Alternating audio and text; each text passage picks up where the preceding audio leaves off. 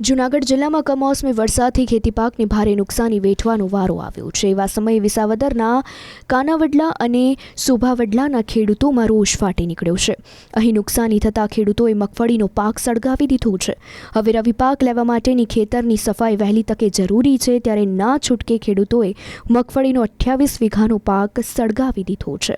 કુદરતે તો આપણી સામું નથી જોયું। અમારો સદંતર પાક નિષ્ફળ થયો છે। અમે સળગાવવા માંડ્યા છીએ। આજે 28 થી 30 વીઘાની મગફળી છે, અમારે સળગાવી જ દેવી છે, નહીતર આમાં અમારે જે બી બમણું થાય એમ હતું ને એ નથી થયું। આજે બધું ઉગવા માંડ્યું છે। શું હવે સરકારે સહાયની હવે સરકારે અમારે આજે સહાયની જાહેરાત કરી છે। આજે ફોટોગ્રાફી કરે છે, આજે લેટર રમે છે।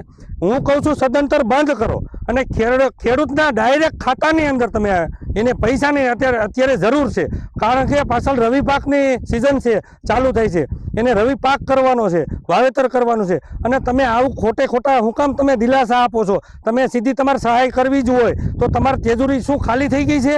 તો તમે સીધા ખેડૂતના ખેતરમાં જ પૈસા ટ્રાન્સફર કરો ને, તમારે સર્વેની ક્યાં જરૂર છે?